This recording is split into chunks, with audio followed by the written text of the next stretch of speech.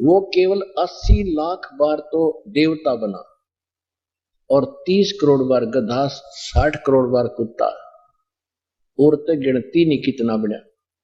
ये दोए बतेरे, कुत्ते का जीवन तो एक का बतेरा देवता के अहंकार ने तोड़ने के लिए, ब्रह्मटी करने के लिए। और वो 30 करोड़ बार कुत्ता, 60 करोड़ बार गधा और तेरा गधा, तो खा के ये जीवन।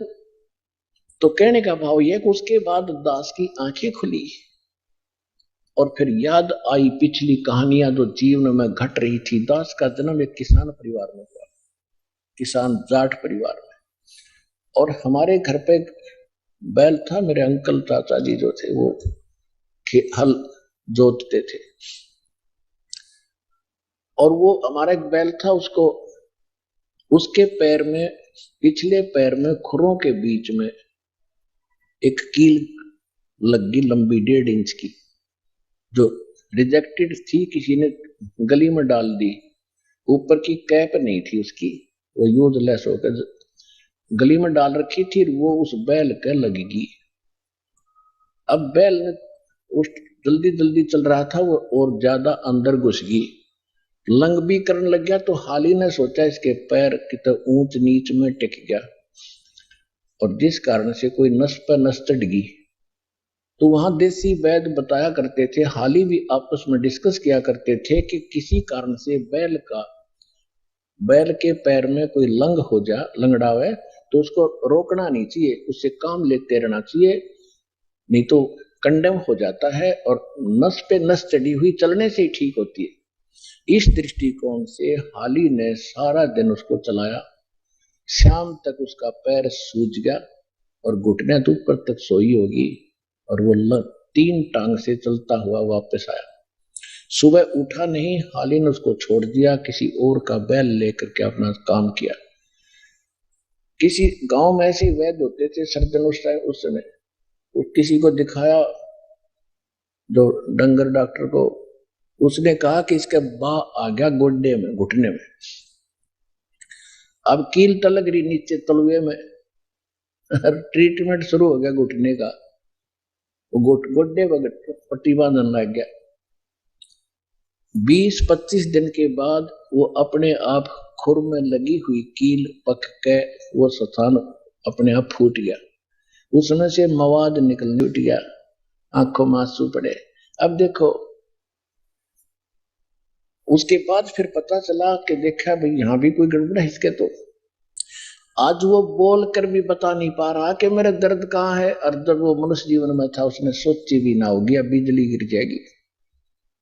तो पुण्यात्मा, अपनी बुद्धि काम ना करे, किसी कहे सुने की मान लेनी चाहिए। परमात्मा ने आपको ये ज्ञान दिया है, वो कोई डूम भाट नहीं था, वो समर्थ थे, आपके लिए आए थे। अब जो प्रसंग है, कबीर साहब हमें क्या बताते हैं,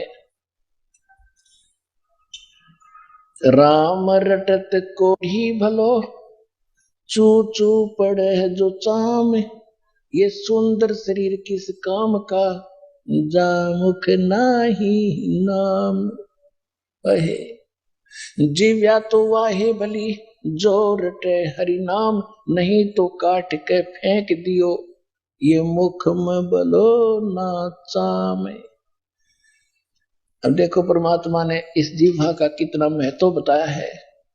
हालांकि जीवा बहुत काम आती है, लेकिन यदि हम भगवान की भक्ति नहीं करते हैं तो परमात्मा कहते हैं यूजलेस चाम है ये आपके मुंह में, और इसको फेंक दो काट के, यदि भक्ति नहीं करते हो। अन्यथा ये जीव आप क्या क्या काम करोगे, किसी की आत्मा दुखाओगे, कहीं चोरी, कोई गलत बातें बतलाओगे, निंदा चुगली करके किसी की झूठी गवाही देकर पाप के भागी बनोगे।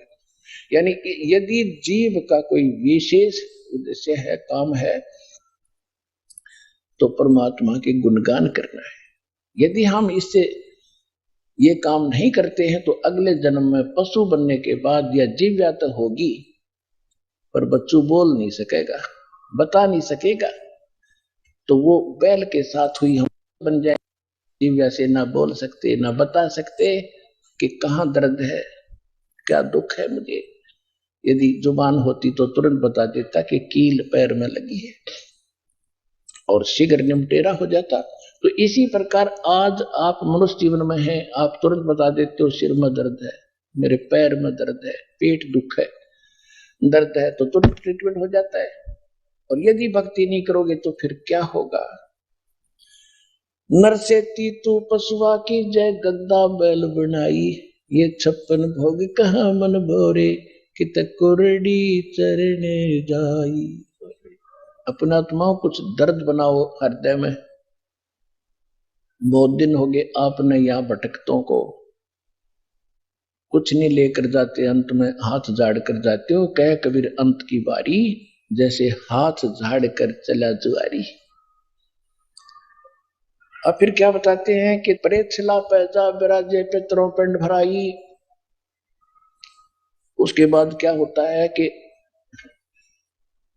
ये हमारे धर्मगुरु जो शास्त्र विधि त्याग का मनमाना आचरण करते और करवाते हैं। क्या करते हैं कि पहले तो भाई इसका 13वीं करो, 17वीं करो, पहले इसकी अस्थि उठाओ, जहां फूंका गया है उस स्थान से बची हुई जो अस्थियां नहीं जलती हैं उनको उठाओ और कहा गंगा में डाल कर आओ, दरिया में।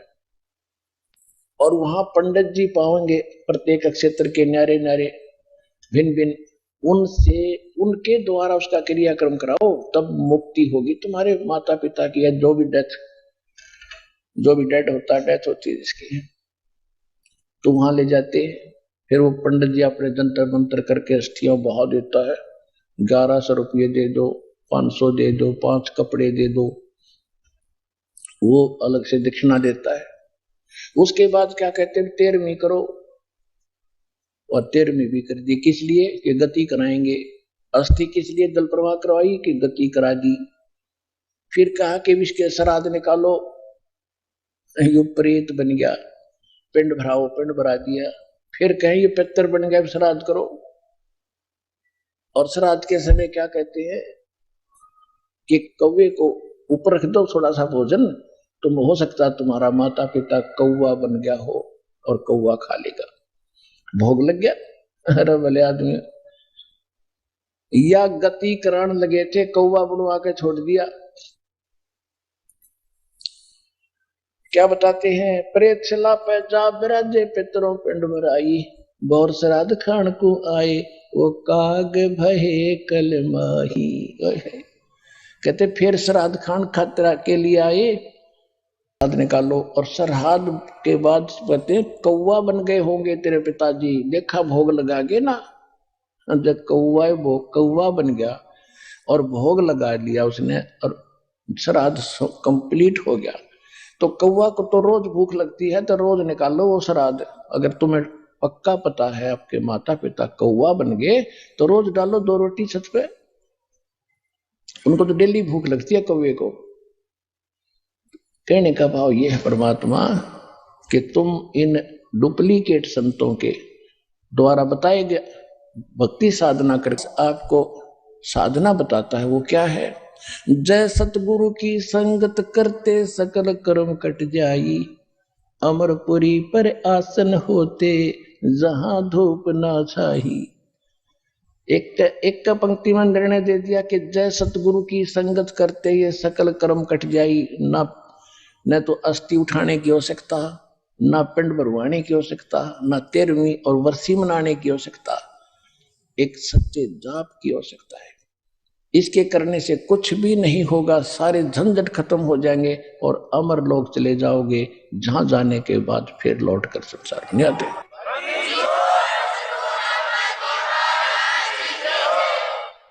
अपने आत्माओं क्या बताते हैं,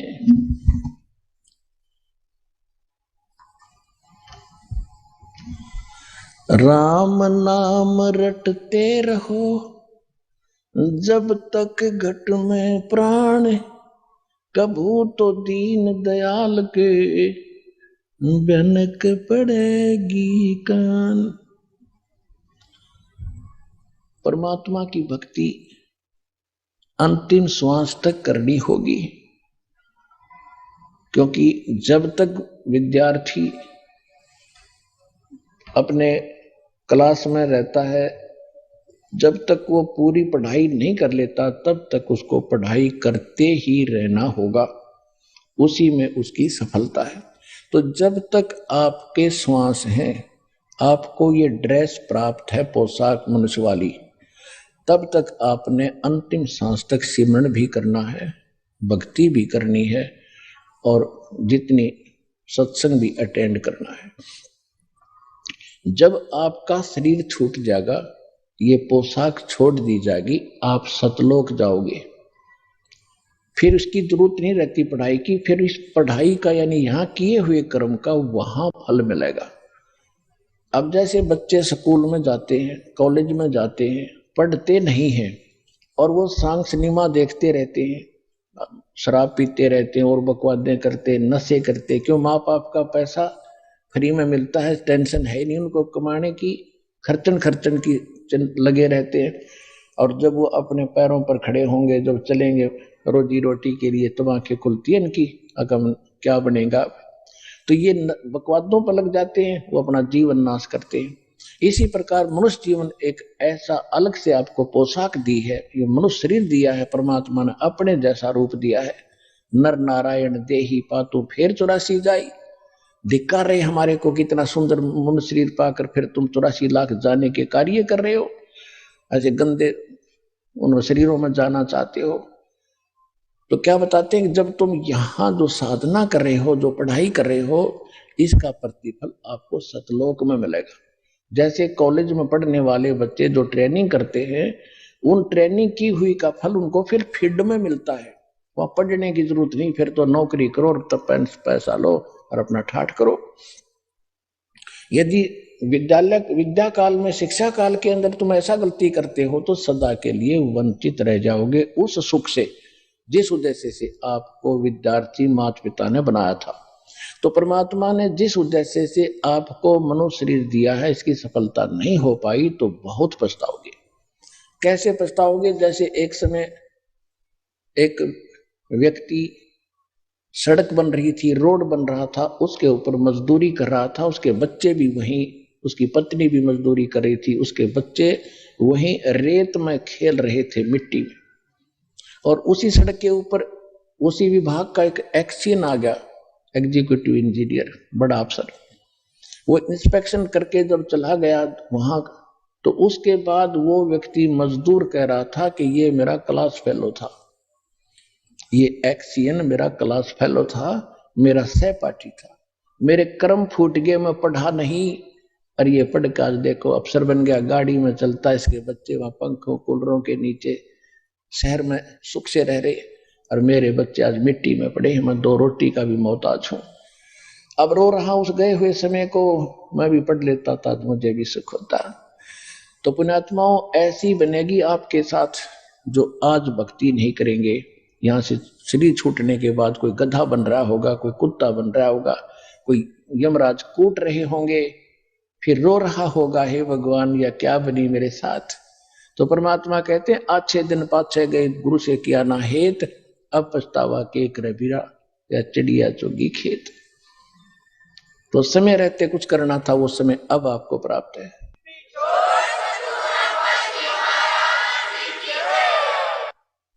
परमात्मा हमें क्या बताते हैं, हमें क्या ज्ञान प्राप्त कराते हैं? भाई और बात तेरे काम न आवे, संतों शरण लाग रे, के सोए गफलत में बंदे, जाग जाग नर जाग रे, जाग जाग नर जाग रे। देखो पुण्यात्माओं, परमात्मा ने समय समय पर ज्ञान दिया है, उसी के ज्ञान के आधार से अन्य अच्छी आत्माओं ने भी परमात्मा की महिमा को अपने शब्दों में प्रकट किया है। और जब तक हम भक्ति सत्संग नहीं सुनते, सतगुरु प्राप्त नहीं होते, हम अपना जीवन नाश कर जाते हैं। किसी भी ग्रंथ को देख लो, किसी भी संत को की वाणी देख लो, गुरु बिन माला फेरते, गुरु बिन देते दान, गुरु बिन दोनों निष्फल हैं, चाहे पूछो वेद पुराण। फिर कहते हैं भेड़ पूछ को पंडित पकड़े, भादो नदी बिहंगा, गरीब दास वो भव जल डूबे, जान नहीं साध सत्संगा। कबीर साहब कहते हैं कबीर इस संसार को समझाऊं के बारे, ये पूछ पकड़ के भेड़ की उतरा चावे पारे। यानी इस सत साधना जो दास आपको दे रहा है, इसके अतिरिक्त और जो भी पूजा साधना श्रद्धालु कर रहे हैं वो तो ऐसी है जैसे भादो के समय में वर्षा बहुत होती है। अब तो कुछ अभाव सा हो रहा है, भादो के समय में बहुत वर्षा होती थी, बहुत भादो महीने में।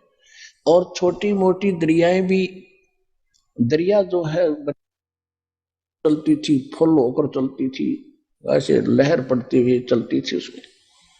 और उस समय वहां कोई व्यक्ति दरिया पार करना चाहता है और उसको कोई गाइड करता है कि भेड़ है या खड़ी, इसका पूंछ पकड़ और दरिया में दोनों छलांग लगा जाओ, तुझे पार कर देगी।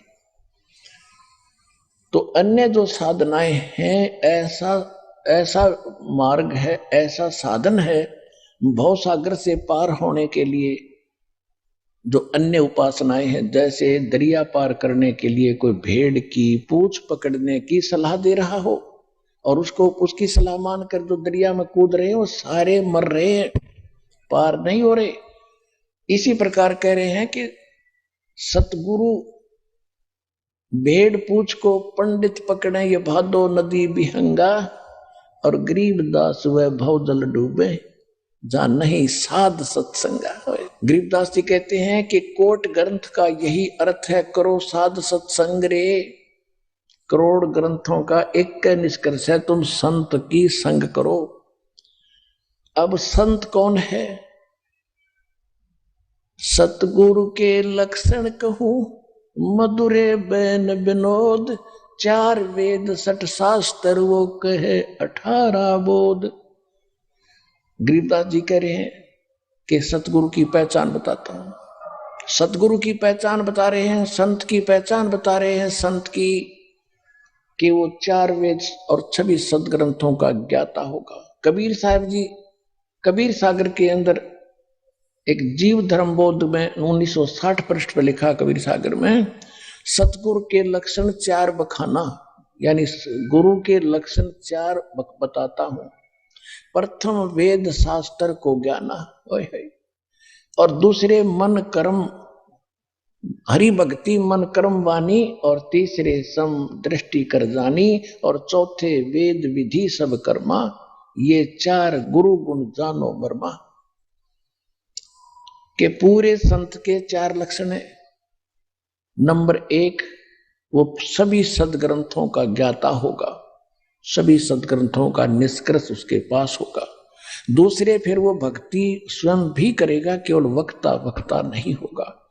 तीसरे, वो समदृष्टि होगा, चाहे कोई प्रधानमंत्री आओ, चाहे राजा आओ, चाहे गरीब आओ, एक दृष्टि में एक पंक्ति में सबको खड़ा करके व्यवहार करेगा, एक जैसा ज्ञान देगा, एक जैसा विचार का व्यवहार करेगा।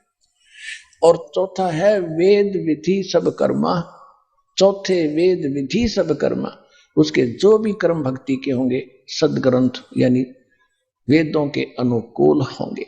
ये 4 गुरु गुण और जानो मर्मा, मर्मा ने गुण रहस्य को समझ लो, ये 4 गुण होंगे उस गुरु के अंदर जो मेरा दास होगा।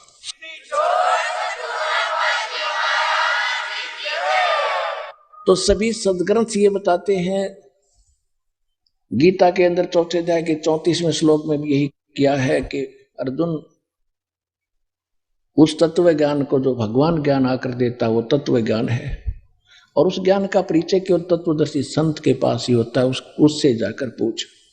यानी यहां गरीबदास जी भी कहते हैं कोट ग्रंथ का यही अर्थ है, करो साध सत्संग रे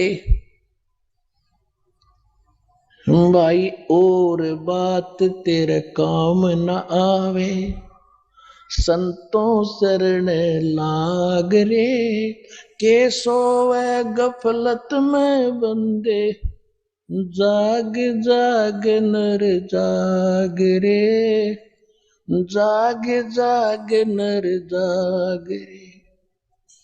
इस तन सराय में जीव मुसाफिर, ये करता रहे दिमाग रे।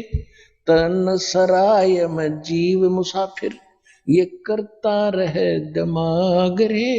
रात बसेरा कर ले डेरा, चले सवेरा त्याग रे, चले सवेरा त्याग रे। और बात तेरे काम न आवे, संतों शरण लाग रे। केशव गफलत में बंदे, जाग जाग नर जाग रे।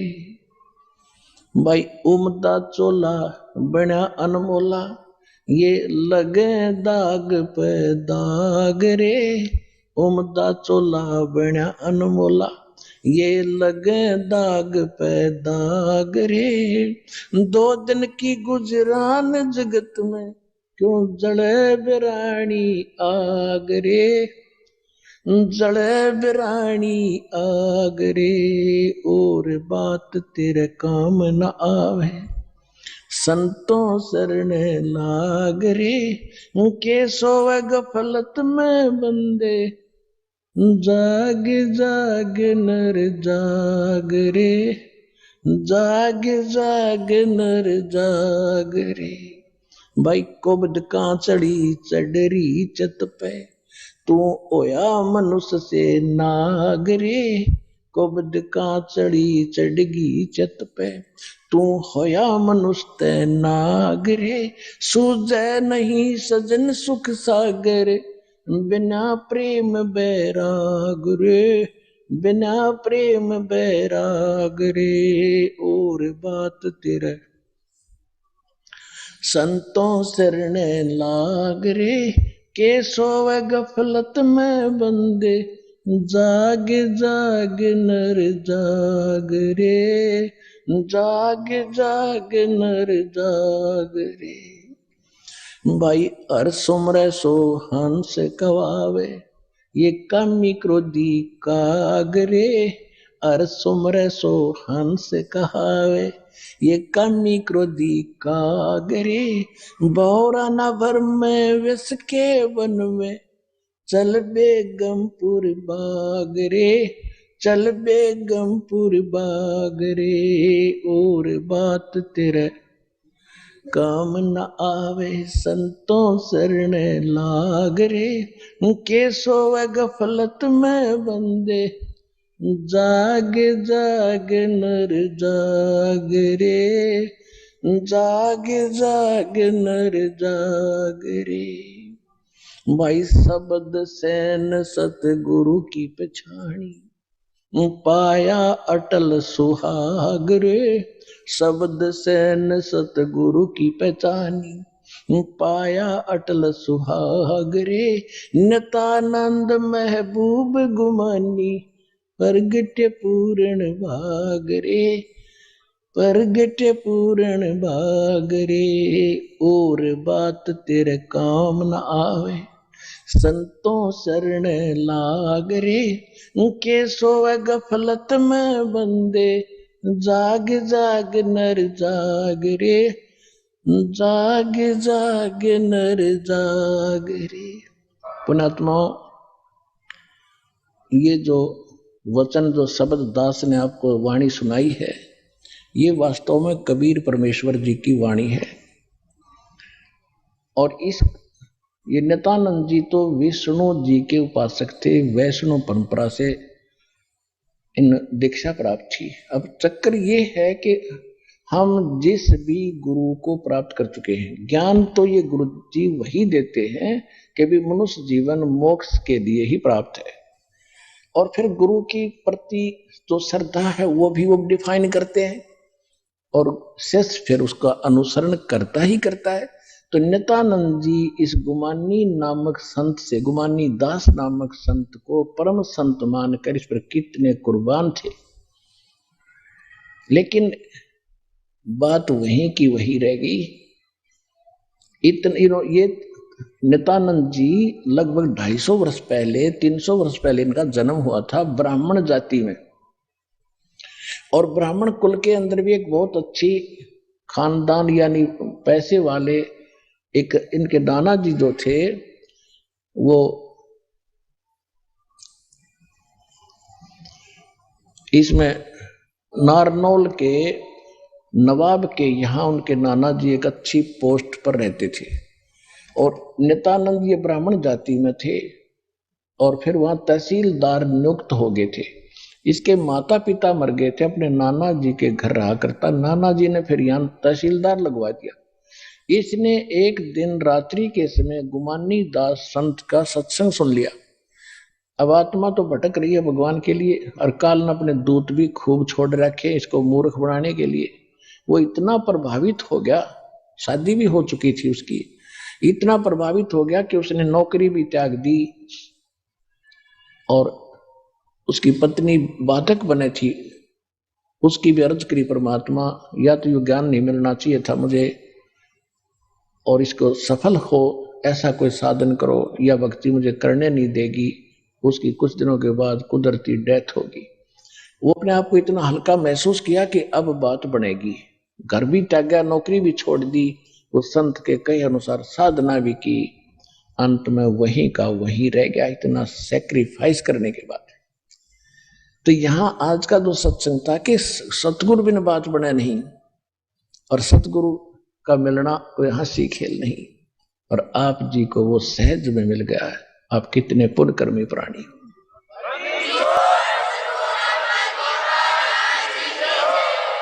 तो हमने ये वाणी तो कबीर परमेश्वर की है, इन्होंने अपना नाम लिख दिया, कोई बात नहीं। हमने इसके ऊपर अपने जीवन को ढालना है। ये कहते हैं और बात तेरे काम नहीं आवे संतों शरण लाग रे। वैसे कबीर साहब की वाणी में है और बात तेरे काम नहीं आवे सतगुरु शरण लाग रे। तो इतना ये अपने आप भेद कर लेते हैं अज्ञानता के कारण। फिर कहते हैं इस तन सरा में जीव मुसाफिर करता रहे दिमाग रे। आपको आप सबसे पहले एक कथा सुनाई, यही ज्ञान दिया था कि ये पता नहीं के सोचे इंसान, और इसके जब तक पुण्य चलते हैं इसको सुख है, और जब पाप शुरू होते हैं इसको महा दुख हो जाता है। जितना समय श्वास आपको दे रखे हैं मनुष्य जीवन के, तब तक ये चलेगा। ये श्वास फिर कहीं भी खत्म हो जाओ उसी समय ये नहीं देखा एक सेकंड भी। भाई कहाँ जन्मे कहाँ पाले पोसे और खूब लड़ाए लाडे, ना बेरा इस देही के है कहाँ खंडेंगे आडे।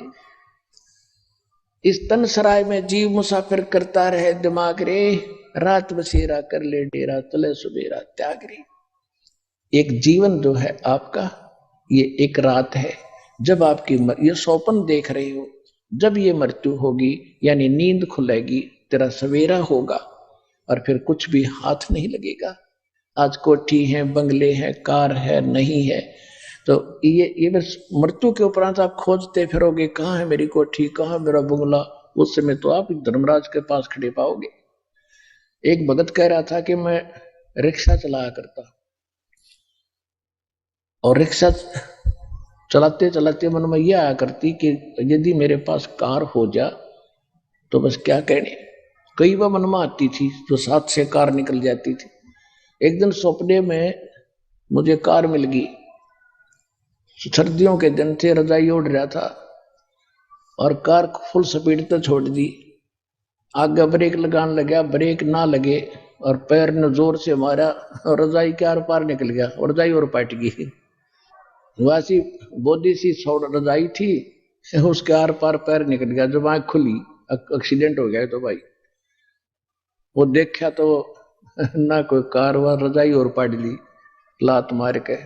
तो परमात्मा कहते हैं रात बसेरा कर ले डेरा तो चले सवेरा त्याग रे। सुबह उठेगा जब ये सवेरा होगा, ये सपना टूटे, सपना साजा टूट उठ के तो मुंड पकड़ रोए। तो कहते हैं इस तन सरा में जीव मुसाफिर करता रहे दिमाग रे, रात बसेरा कर ले डेरा तो चले सवेरा त्याग रे।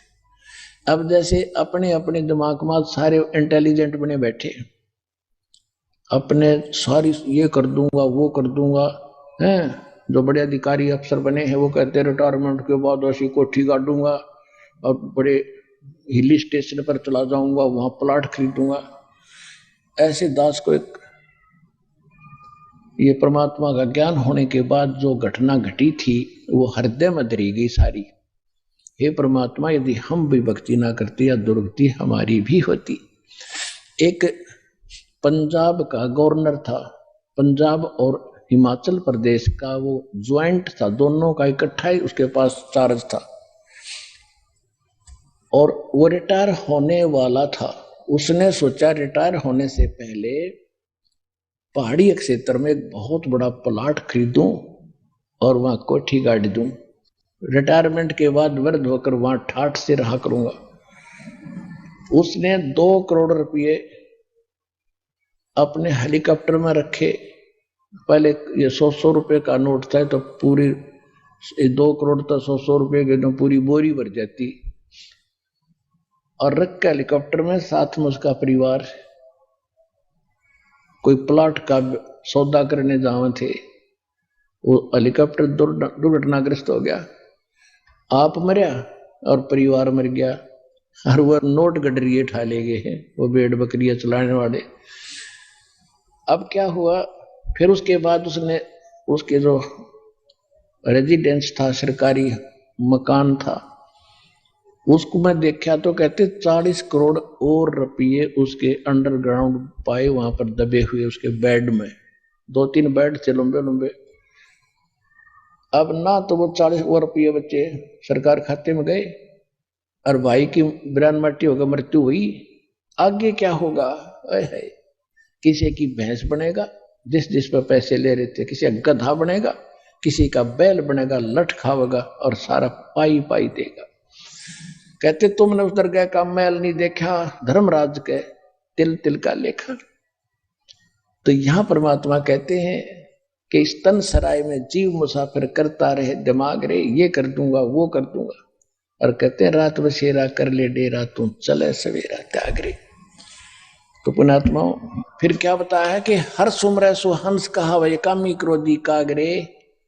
अब देखो पुण्यात्माओं, आपकी छवि आज संसार में कैसे होती जा रही है। भक्त बताते हैं कि कहीं भी हम जाते हैं और वहां पर लोग देखते हैं इतने लोग आए हैं, इकट्ठे हुए हैं, ये कोई बीड़ी भी नहीं पीता और कोई इनके बाद अलछल नहीं है, ऐसे कैसे लोग हैं ये। तो पुण्यात्माओं आप हंस होगे। हंस वो होता है, आपको हंस इसलिए कहा जाता है कि जिसने दूध और पानी छान लिया।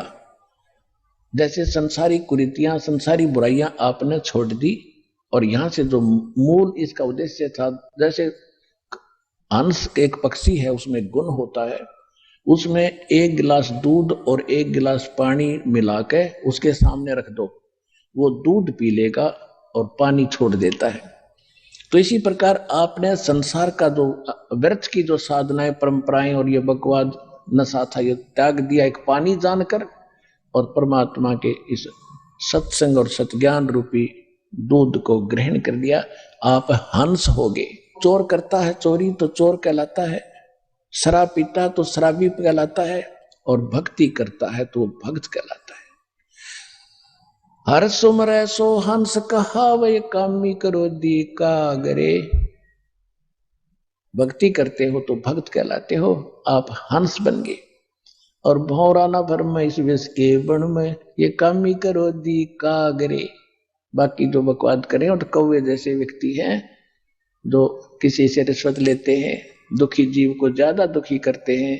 कौवा क्या करता है कि किसी पशु के जख्म हो गया है, उस जख्म को चोंच मारकर नोचता है अपना पेट भरने के लिए। जो भक्ति नहीं करते, रिश्वत लेते हैं, किसी को दुखी करते हैं, चोरी करते हैं, वो तो कौवे जैसे व्यक्ति हैं जो अपने कर्म बिगाड़ रहे हैं दूसरों को दुखी करके।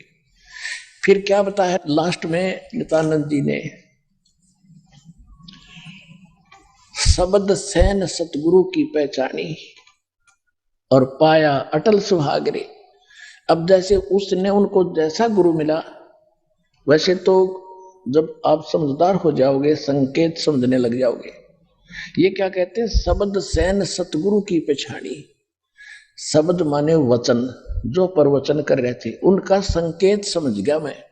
सैन यानी को संकेत करते हैं, अच्छा संकेत सिर्फ बिना बोले कोई संकेत किया जाता है उसको सैन बोलते हैं, सैन। तो क्या कह रहा है कि हमने अपने सतगुरु की सैन समझ ली, उसका संकेत समझ गए। ये क्या कहना चाहते हैं? क्या कहना चाहते हैं कि नर से तू पशुआ की जय गद्दा बैल बनाई, ये 56 भोग कहा मन भौरे, कहता कुरडी चढ़े जाए। कहता मैं संकेत समझ गया। और फिर क्या कहते हैं, नतानंद महबूब गुमान्य प्रगट्य पूर्ण भागरे। नित्यानंद जी कहते हैं मेरे महबूब, महबूब माने सबसे प्रिय गुरुदेव मेरे गुमानी, नित्यानंद महबूब गुमानी यानी सबसे प्रिय आज मुझे अपने गुरु जी हैं जिन्होंने मुझे मार्गदर्शन दिया। और वो भी कोई पूर्व ले अच्छे मेरे संस्कार थे तब मुझे गुरु मिले और ज्ञान मिला। तो ये तो देखो भगत के गुण होते हैं। हालांकि वो गुरु भी नहीं था, पूरा भी नहीं था, उसकी श्रद्धा इतनी होनी चाहिए जैसे नित्यानंद जी की थी। यानी उस नकली से भी थोड़ा बहुत लाभ जो मिलना था वो ऐसे ही मिलना था। जन्म मृत्यु नहीं मिटेगी, लेकिन आपको तो सतगुरु मिल गए जो जन्म और मरण के रोग का दीर्घ नाश करेंगे।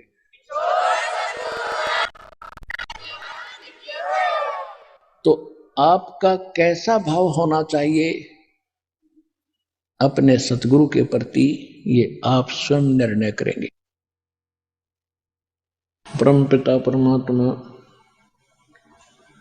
पूर्ण ब्रह्म सर्व सृष्टि रचनहार कबीर परमेश्वर जी की असीम रजा से आप सभी पुण्यात्माएं सत्संग सुनने के लिए उपस्थित हुए। जिस प्राणी के बहुत ही पुण्यक्रम पूर्व जन्म के उनके साथ होते हैं उनको ये सु अवसर प्राप्त होता है, अन्यथा ऐसे अनमोल जीवन को ये प्राणी मनुष्य जीवन को ऐसे ही माया के जोड़ने में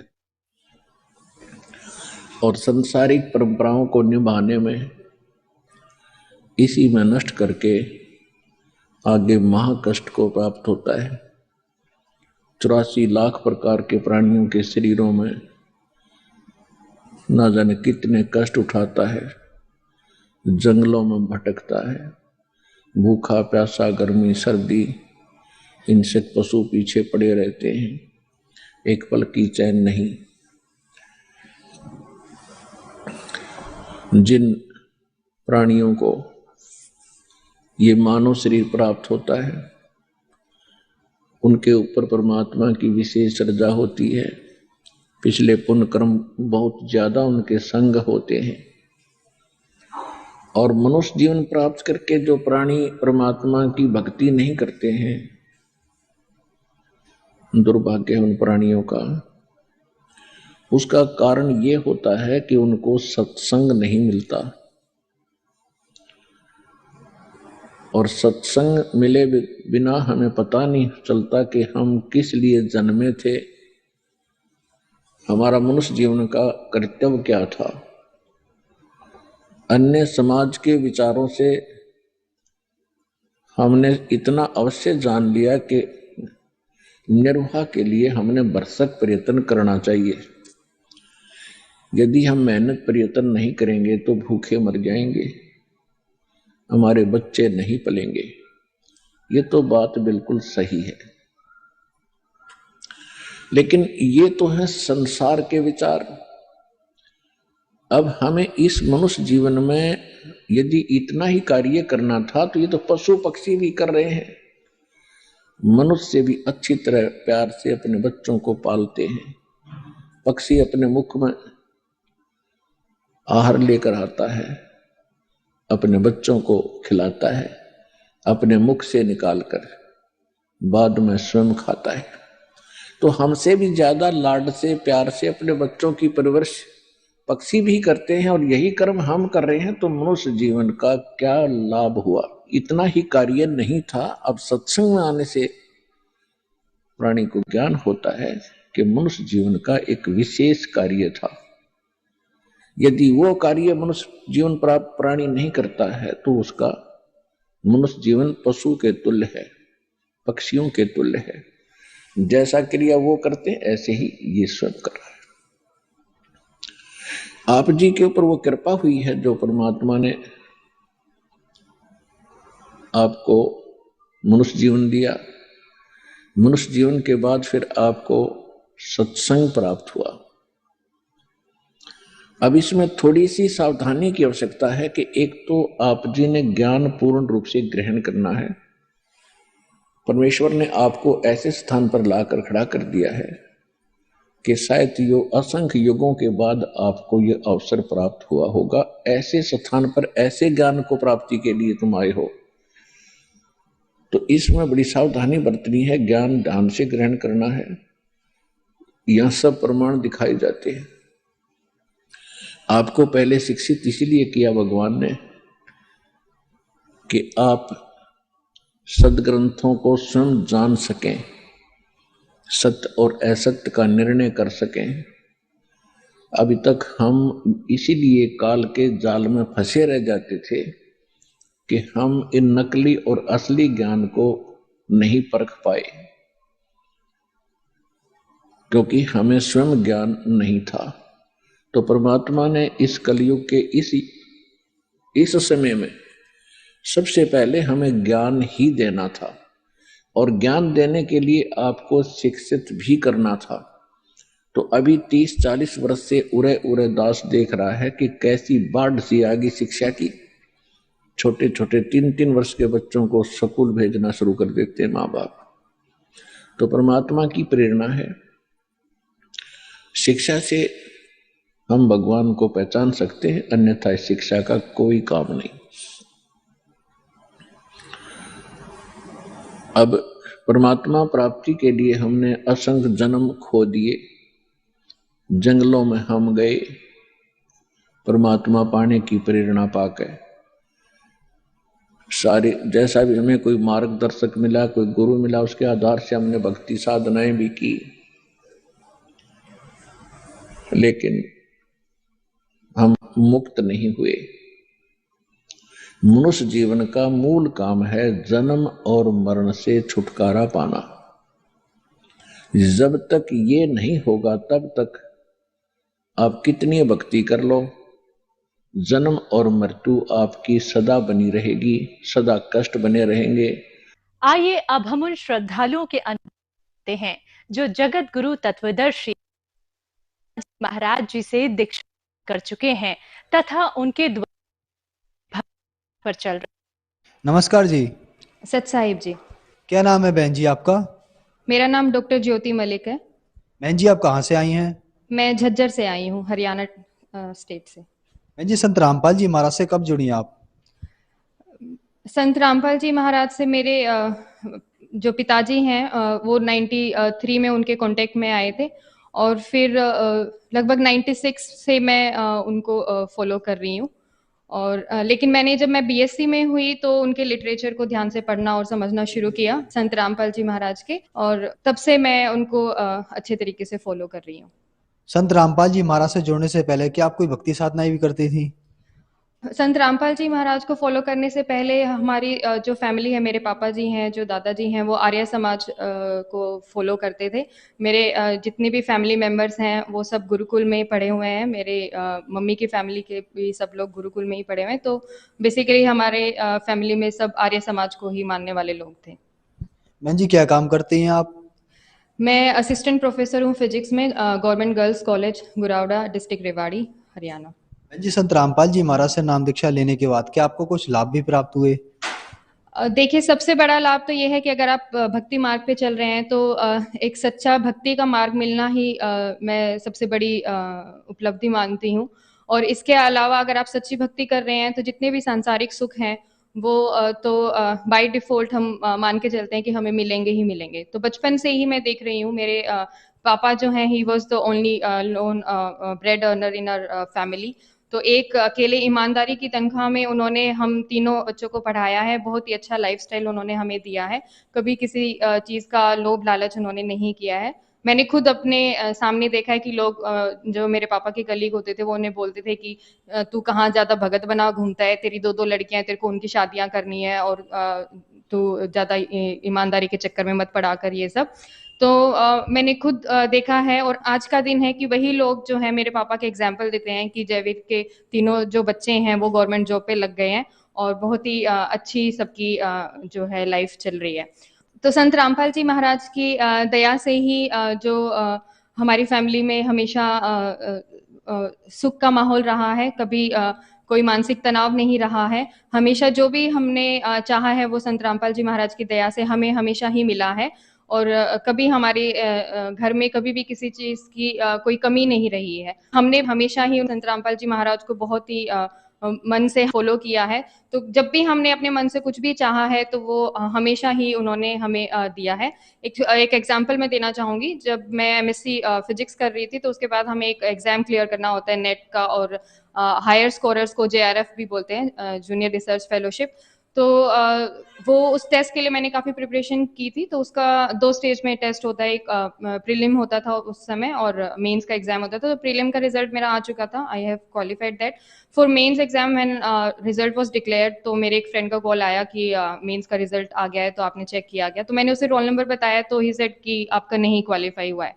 तो मुझे थोड़ा दुख हुआ कि भाई मैंने इतनी तैयारी की थी और नहीं हुआ, तो चलो कोई बात नहीं। तो 4-5 दिन बाद मैंने फिर से प्रिपरेशन के लिए मैं बैठना शुरू किया, तो मेरे को बहुत दुख लग रहा था। तो उस टाइम मेरे को मन में ऐसे हुआ कि हे परमात्मा, मैंने तो इतनी मेहनत की थी और मेरी तो सारी मेहनत जो है विफल हो गई और अब मैं फिर से सब कुछ इतना पढ़ना पड़ेगा, मैं कैसे करूं? या तो मतलब कुछ चमत्कार दिखाओ कि मेरा ये टेस्ट क्लियर हो जाता, और या फिर मतलब मेरे को इतनी शक्ति दो कि मैं दोबारा से फिर इस टेस्ट के लिए तैयारी करना शुरू करूं, क्योंकि मैं बहुत ही मतलब लो फील कर रही थी उस टाइम।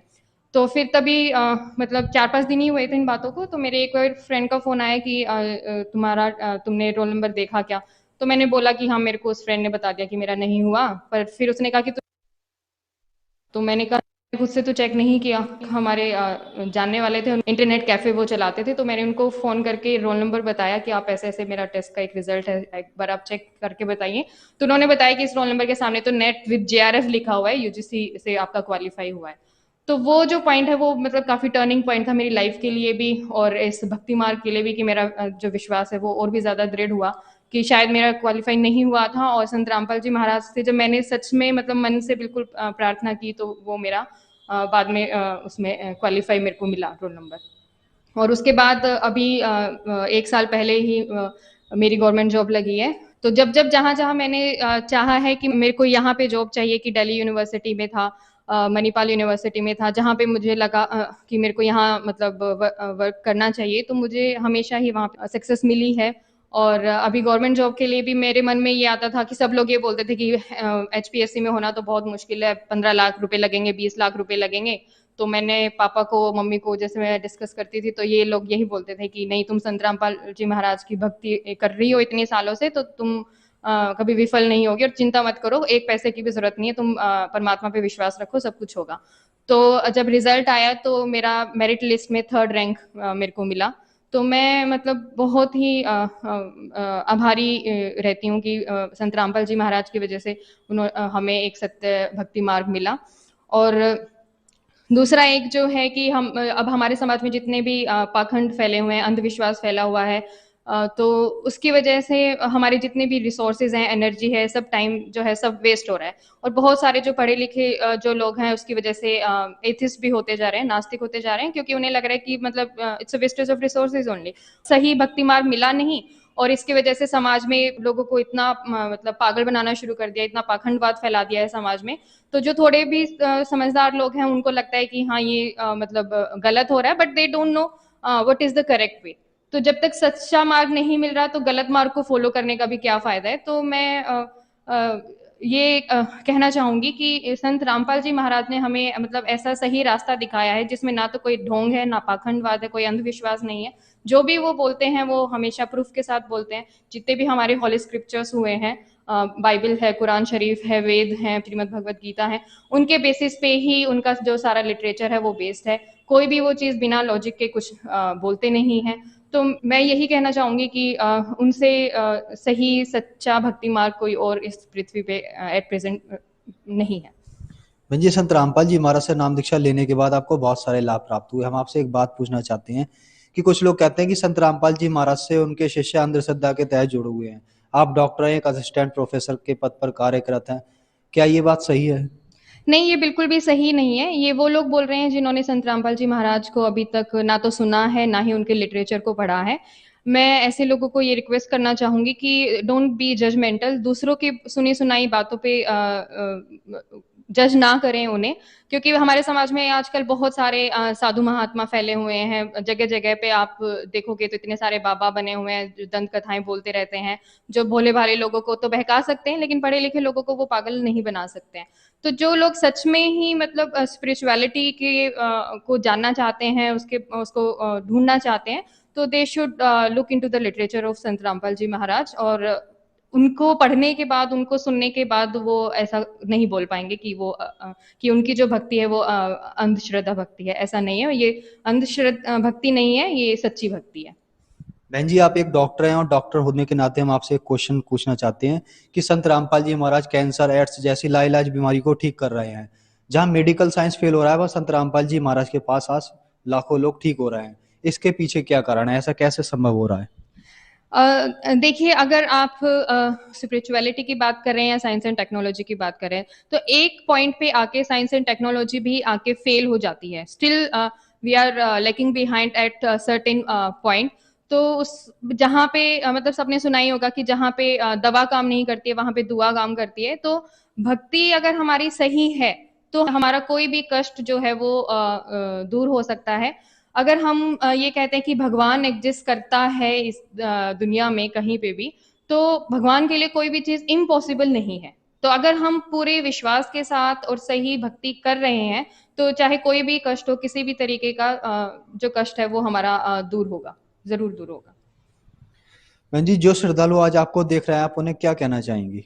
असल में हमारे समाज में दो तरीके के जो लोग हैं वो हैं। एक तो वो हैं जो बिल्कुल ही अंधविश्वास में घुस गए हैं, बिना सोचे समझे कुछ भी करने को तैयार है कि कोई उन्हें नीचे सिर ऊपर पैर करने को भी बोलेगा तो वो भी करने के लिए तैयार है। मतलब वो इतने दुखी लोग हैं, या फिर वो इतने भगवान को मतलब चाहने की इतनी इच्छा रखते हैं, लेकिन उन्हें भक्ति मार्ग नहीं मिल रहा है।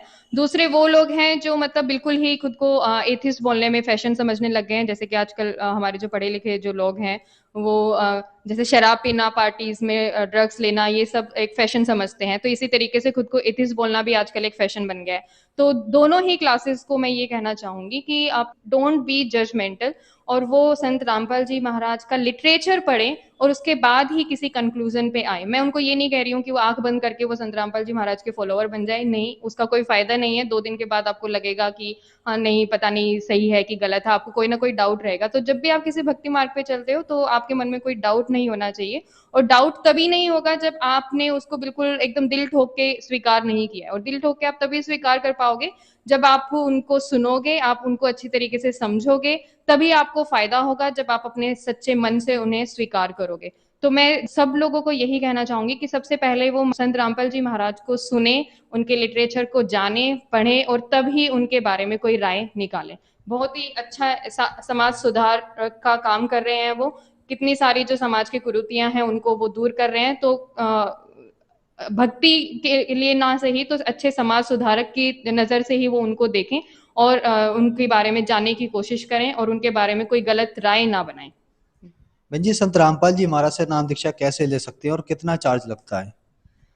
सबसे पहले तो कोई चार्ज नहीं लगता है। वो भक्ति है क्या जिसमें हमारा मतलब हमें सोचना पड़े कि हमें हमारे पास पैसे नहीं, तो इस हिसाब से तो गरीब आदमी तो कभी भक्ति कर ही नहीं सकता है। नाम अगर आपको लेना है, उनका फॉलोअर अगर आपको बनना है, तो हर रोज डिफरेंट टीवी चैनल्स हैं, उनके ऊपर उनके सत्संग आते हैं। उसके नीचे जो है कॉन्टेक्ट नंबर्स दिए जाते हैं। उन कॉन्टेक्ट नंबर्स के थ्रू आप जो उनके हर जगह पे, हर सिटी और डिस्ट्रिक्ट में उनके सेंटर्स बने हुए हैं जहाँ पे आप उनसे नामदान ले सकते हो। धन्यवाद जी। धन्यवाद। सच साहिब।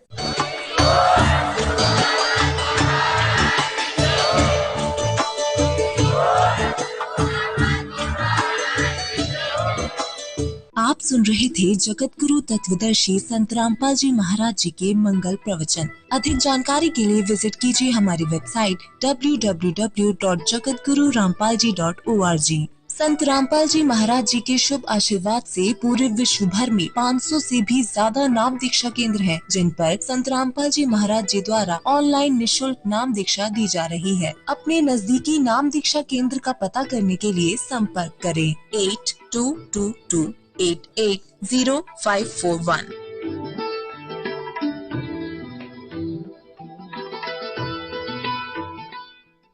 क्या आप दुबले